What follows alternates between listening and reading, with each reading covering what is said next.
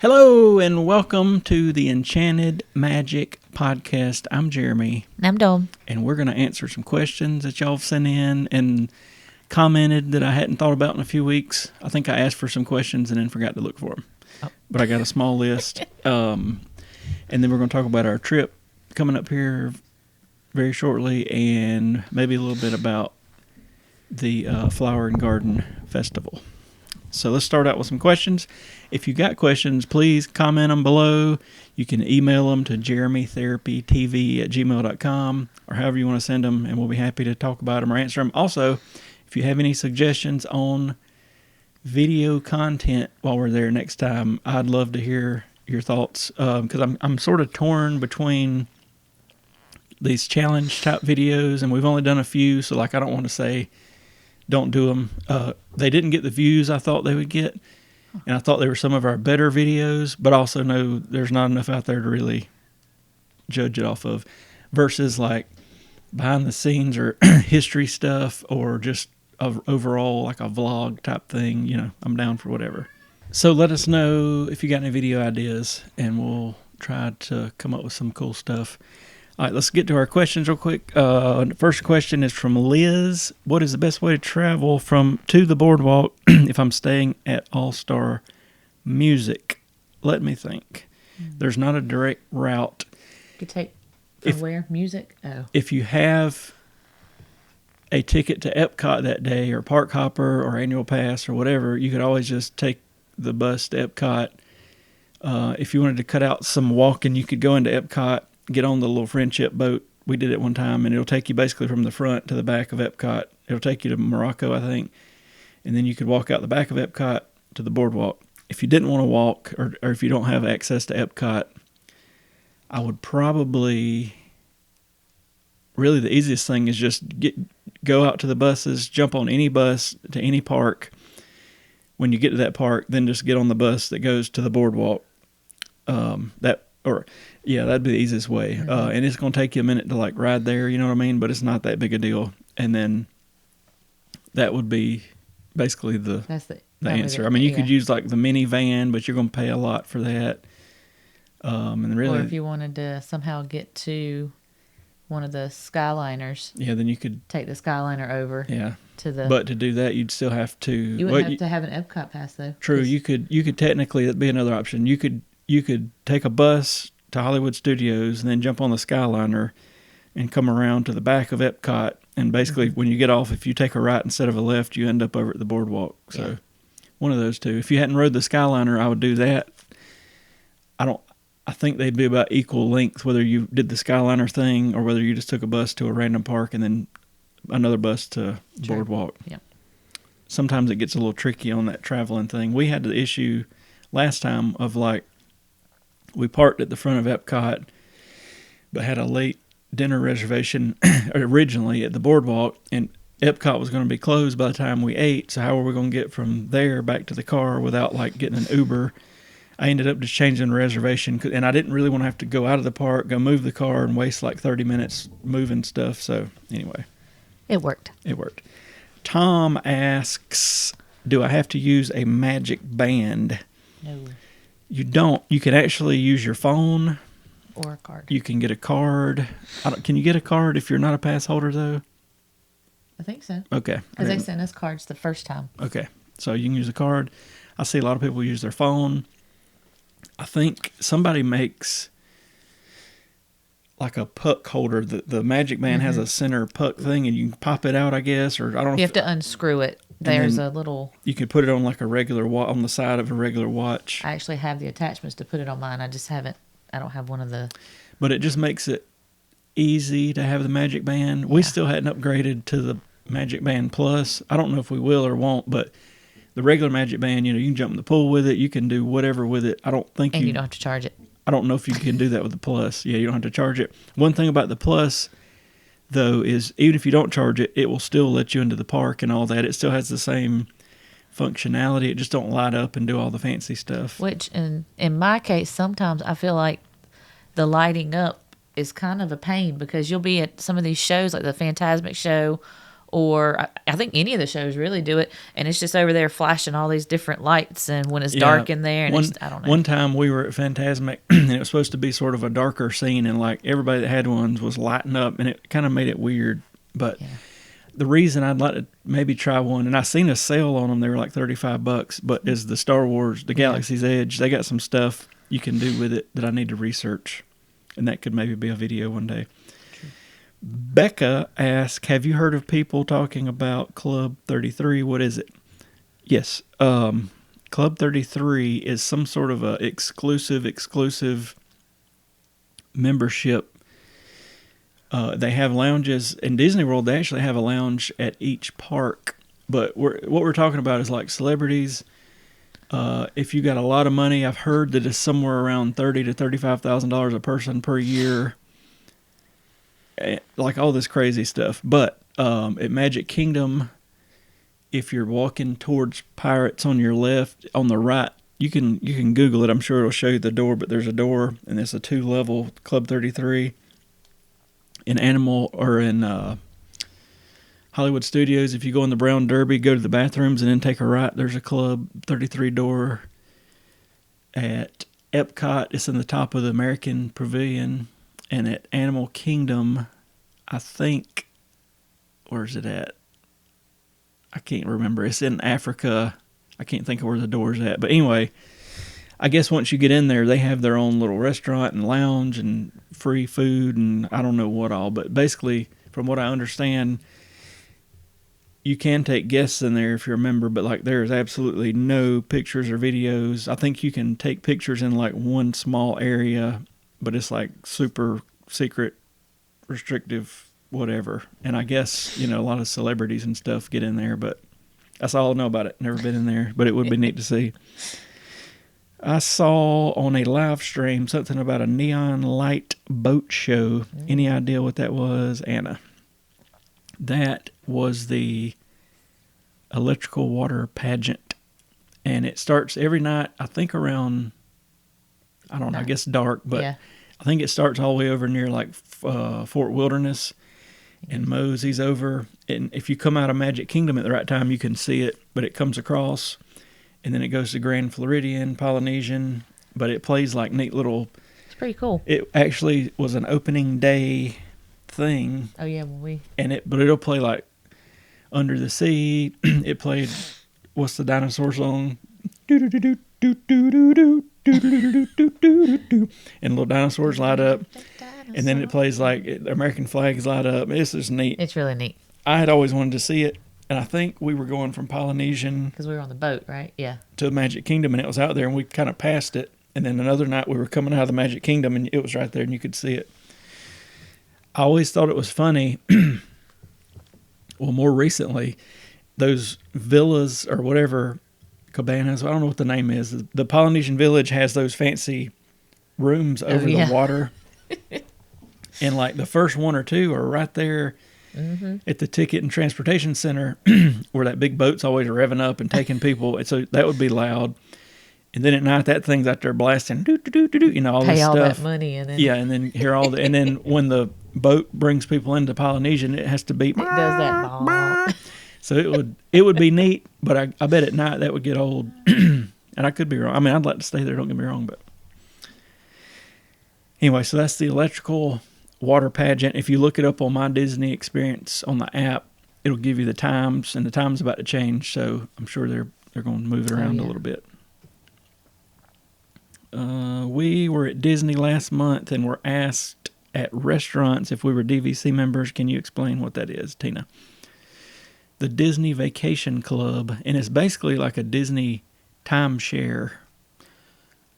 I've looked into it. I don't see how it makes much sense because from what I can understand, I would like to talk to one of these people, but I'm scared if I talk to them, we'll end up buying one. But from what I can read online, and I've really researched into this stuff, there's basically a buy-in, and then you can like finance it through Disney or you can pay cash or whatever. But basically you're paying several $1,000s a year to get points, and those points are going to equal, let's just say, a week at your home resort, or you can use them somewhere else. But I just don't see how several $1,000s a year is really saving a whole lot of money unless you bought in a long time ago. And that's the thing, you're locked in, so like when it keeps going up. But anyway, because first of all, we're going more than one time a year.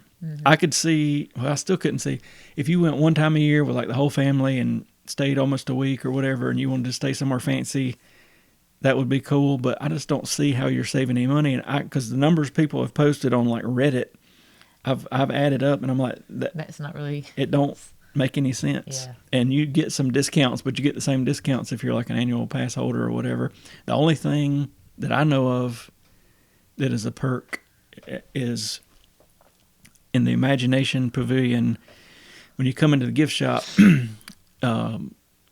used to, I think the ride or part of the whole Imagination Pavilion was upstairs, second story, but now it's the DVC lounge. So I've seen some people on YouTube or whatever, you get to go up there and they basically got free drinks and a little snack bar, you know what I mean? So you get access to that, but that's not that big of a deal. Yeah, And there's a few, well, like when we bought our annual pass, now we can buy like annual pass shirts or whatever. You can get DVC shirts, but that's not a big deal either. I just don't see how you're saving any money. And we, at some point, are going to try, you can rent DVC points. So basically, from my understanding, this whole thing, let's say we get, and I don't even know how many points you get, but let's say we get 200 a year. But if you don't use them over a certain time, you lose them. So you could sell them to something like David's DVC rental and get however, somebody would rent them out. But basically the way that works is we're not DVC members. We would say, all right, we want to go July the 17th through the 21st and stay at Polynesian Village. So we would submit our thing to these DVC stores. They would find somebody with points available and say, basically that person has to book it and then sell it to us, and somebody has to act as a middleman. It's basically how it works. The cool thing is it's still on our app, and we check in just like normal, and we get a deal. Like instead of Polynesian Village being $900 a night, it might be $400 or $500 or $600 a night. But you got to kind of go through some rigmarole to get it. But we're going to try it at some point just to see how that goes. There's like, if you get on any of those sites, there's like pre-booked dates you can select from, or if you got certain dates you need, you can submit. What's so sketchy about it to me is like you got to submit this form, pay a couple $100. It's sort of a deposit, and I think if they can't get those dates, you get it back. But then once they do book it, they keep the deposit, and you got to pay. I don't know. So somebody that's done it maybe could talk. Very confusing. It is, but you save a lot of money, I guess. But as far as being a DVC member, I have read and read and read, I have not found out how you would really save much money. And also, it's mainly meant for the fancier resorts. And as much as I love a good fancy resort, we don't stay in a hotel enough. No. Even this coming trip, we're staying at Coronado Springs, which is a moderate resort. And I wish we were going to have more time to spend looking around the resort. But, like, for the most part, if we're there for just a few days, we're there to sleep. Yeah, we just go to the hotel to sleep, and we want to be at the park or at Disney Springs or at fireworks or at whatever. So I don't know. But yeah, that's the Disney Vacation Club, and I feel like if I talked to them, it would make a little more sense. But like I say, I really and we don't. Would end up being DVC members. Yeah, it's basically a timeshare, and you'd have to sign a contract that's like 20 or 30 years, and get all this stuff financed, and I just don't know. Yeah, I don't know. I'm gonna go get a water, and Dawn is going to talk about this question. I'll talk about the next question. Okay. Let's see. It says, this is from Erica. It says, can you talk about what parks need lightning lanes versus ones that do not? Sure. I think it may be preference-wise, but in my opinion, let's see. I think definitely all right, let's start. Okay. We'll start Hollywood Studios. I would say Slinky Dog and, what is it, Rise? Mm-hmm. And Rise of the Resistance would probably be the two if I was not going to try to rope drop one of those. Yeah, I think you definitely need it at Hollywood Studios. Yeah. I don't think that you would need one for Animal Kingdom at all. Honestly, I really don't even think. I don't think you would really need one for Epcot unless. Not as it stands. Once Test Track I was gonna say, reopens and all once that, Test Track and all that opens, then you'll probably maybe. yeah. And then Magic Kingdom.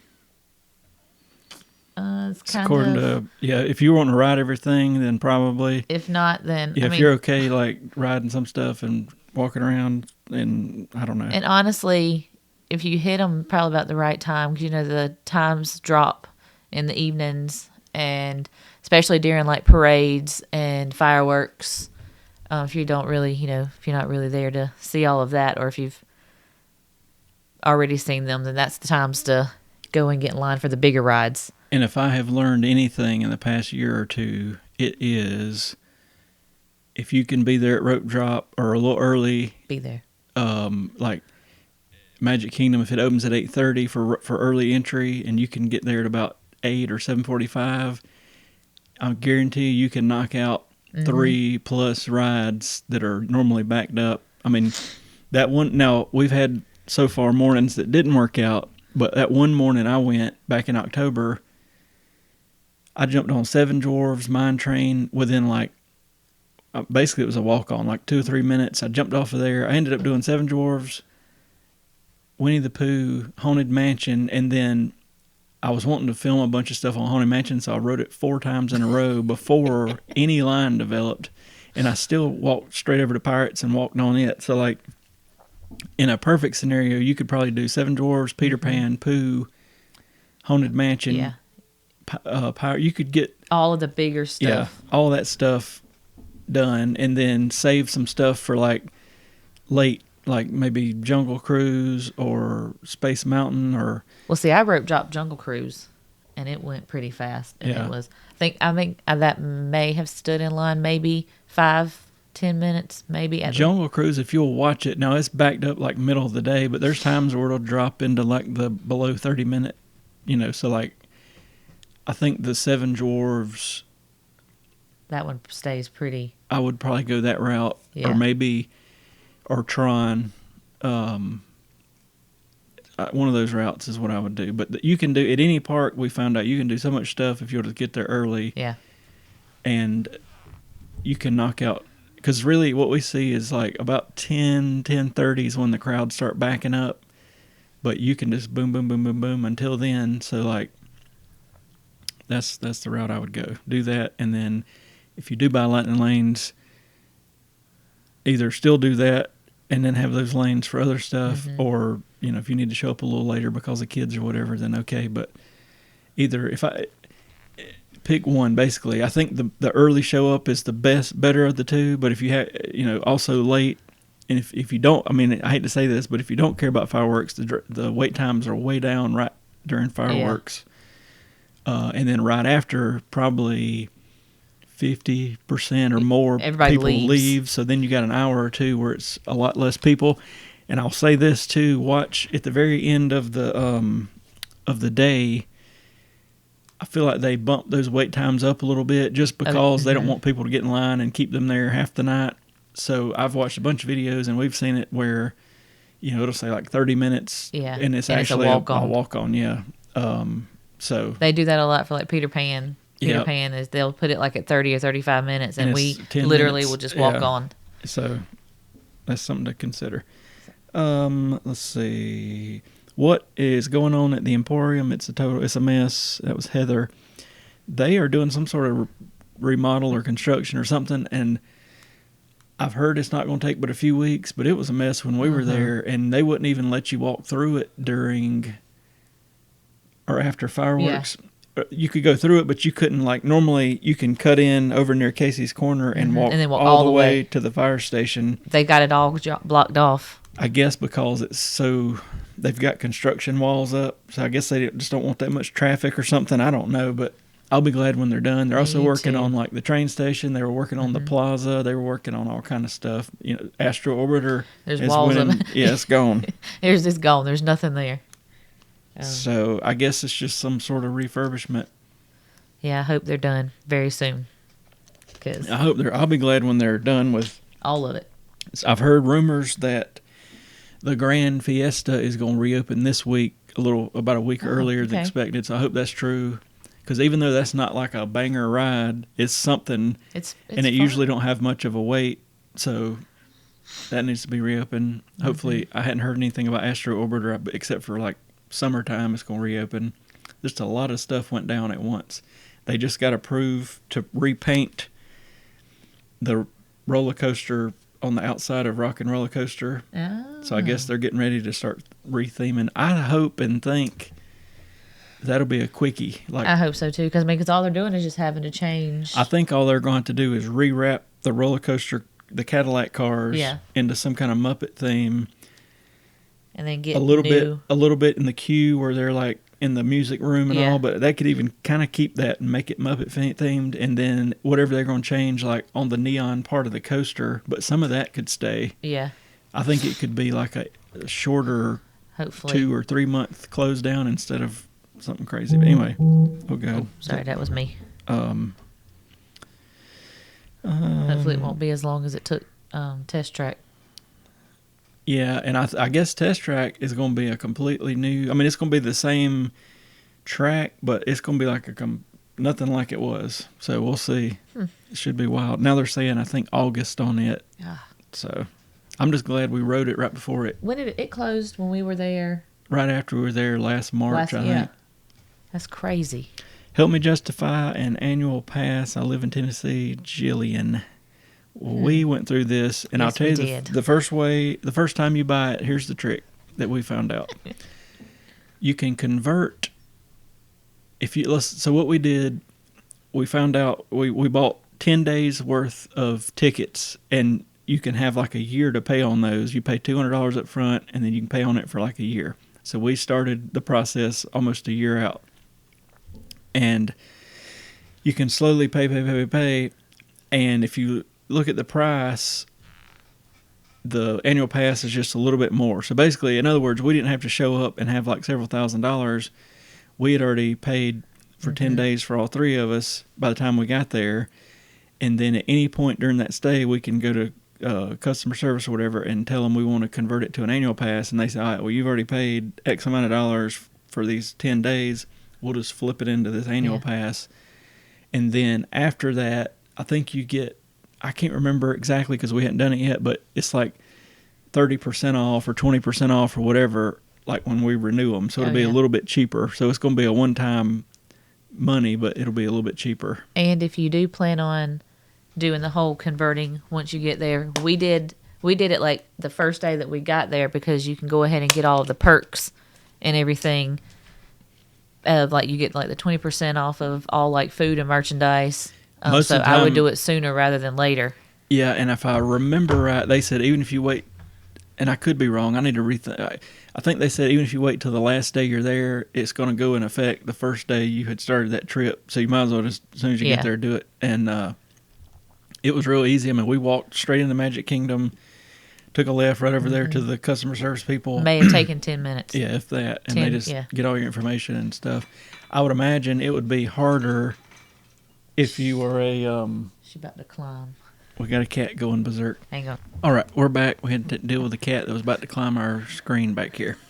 We're talking about annual passes. I think it would take longer if you were a Florida resident because they're going to verify that you live in Florida and all that. But the good thing about if you live in Florida, you can actually make monthly payments.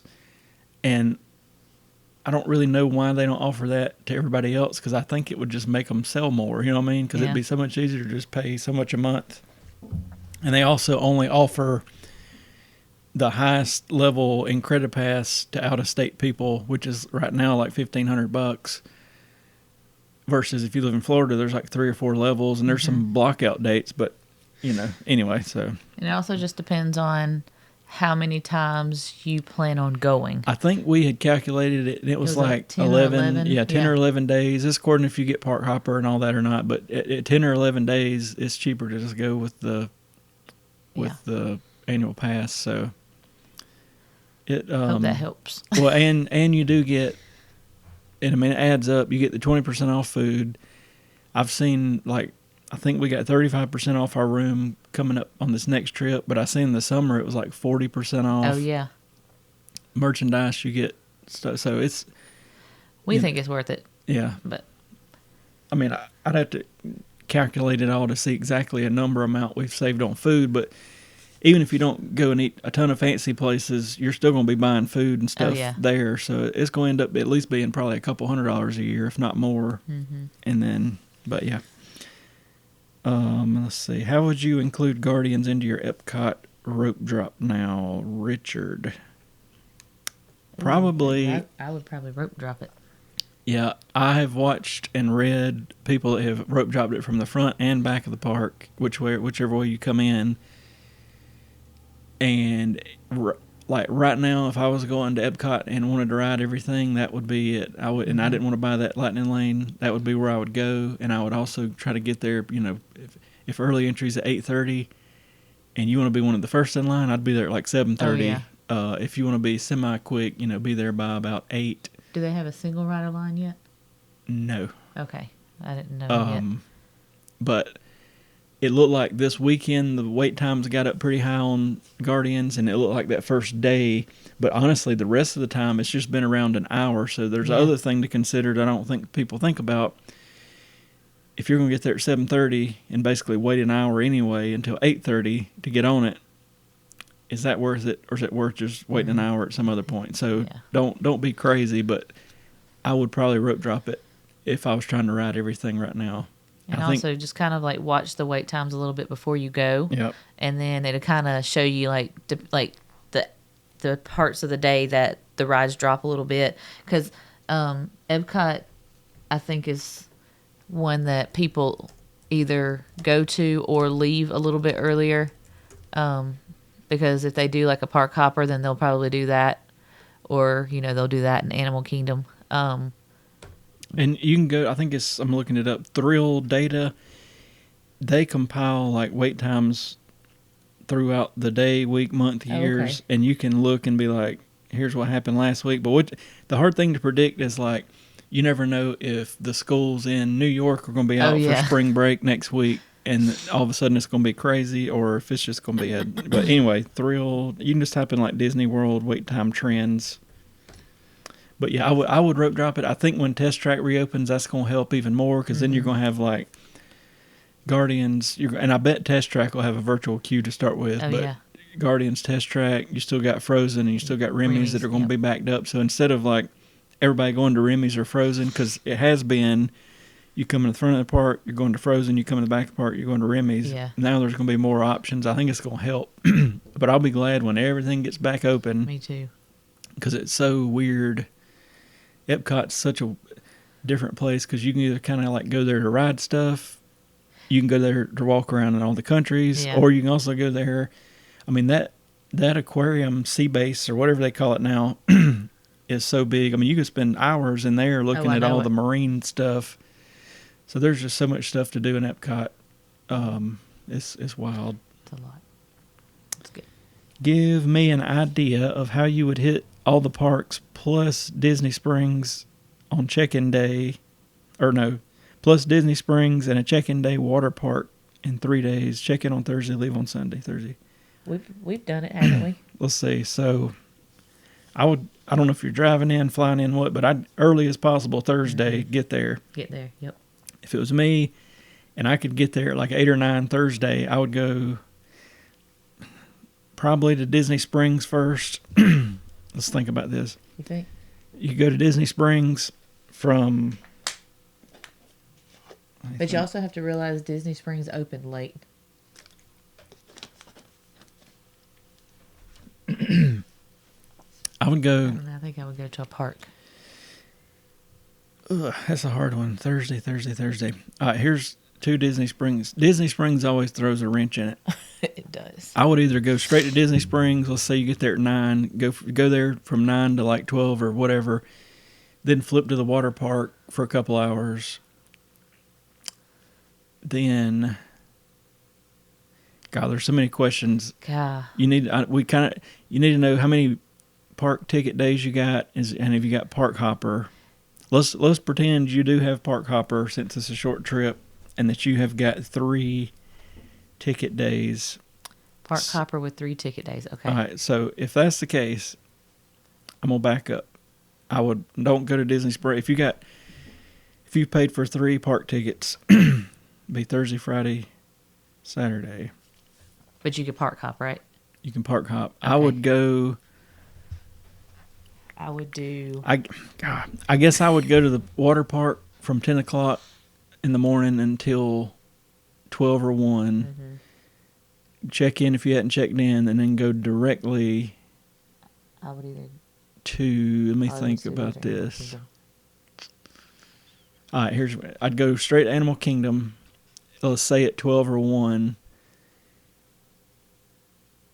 Stay there till it closed at 7.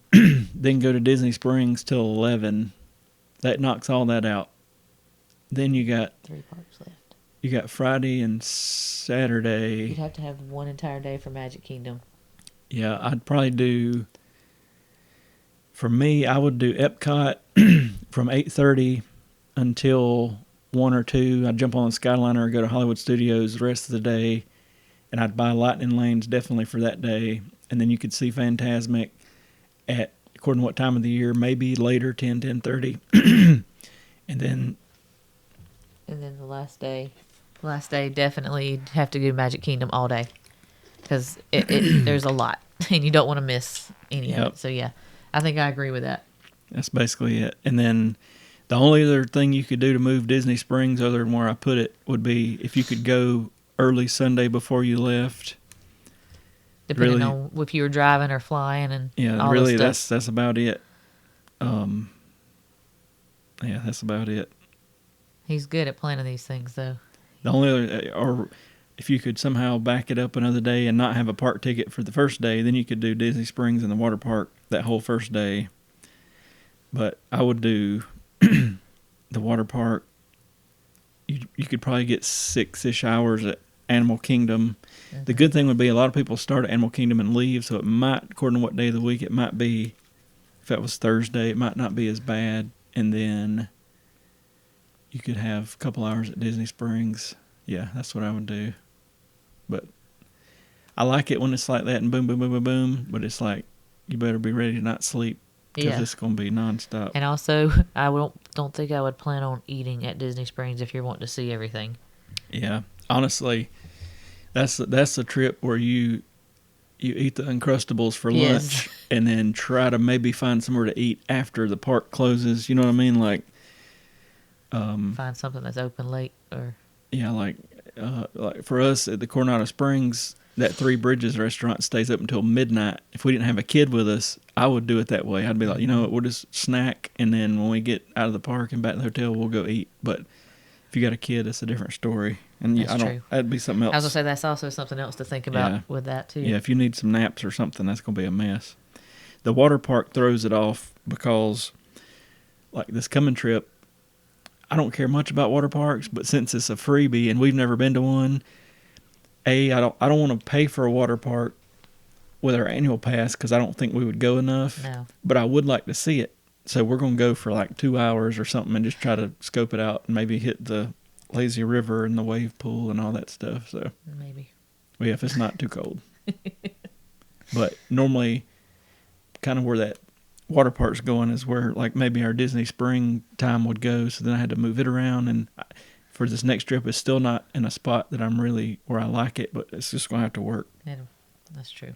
So let's see. I think that's all the questions.